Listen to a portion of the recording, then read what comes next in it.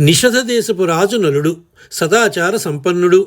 విదర్భ రాజకుమారి అయిన దమయంతి అతన్ని స్వయంవరంలో వరించింది. నలుడి సదాచార సంపత్తి చూచి కలిపురుషుడికి ఈర్ష్య కలిగింది. ఒకనాడు నలుడు ఏదో చిన్న ఆచారం మరిచిన సమయం చూచి కలిపురుషుడు అతన్ని పట్టివేశాడు.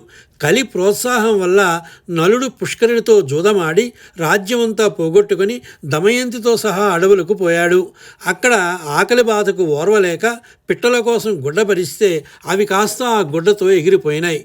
అలా అష్టకష్టాలు పడుతున్న నలదమయంతులు అలసి ఒక చెట్టు క్రింద పడుకున్నారు. ఈ బాధలు చూడలేని నలుడు ఆమె గాఢనిద్రలో ఉండగా భార్య పైటి చెంగు చించి కట్టుకొని ఆమెను వదిలిపోయాడు.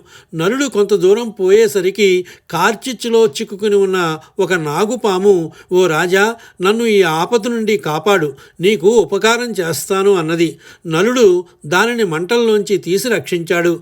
కానీ అది వెంటనే అతన్ని కాటు వేసింది. నలుడికి కురూపం వచ్చింది.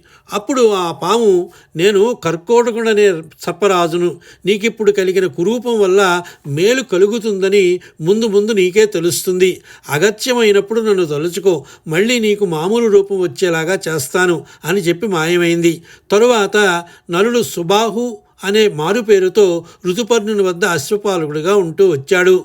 దమయంతి చేదిరాణి వద్ద చేరి సైరంధ్రి అనే మారు పేరుతో కాలక్షేపం చేస్తూ వచ్చింది. కొంతకాలానికి దమయంతి తండ్రి ఆమెకు రెండవ స్వయంవరం చాటింపించాడు. అతి చిత్రంగా నలుడు మళ్ళీ దమయంతిని వివాహం చేసుకున్నాడు. కలిపురుషుడు తొలగిపోయాడు. నలదమయంతులు సుఖంగా కాలం గడిపారు.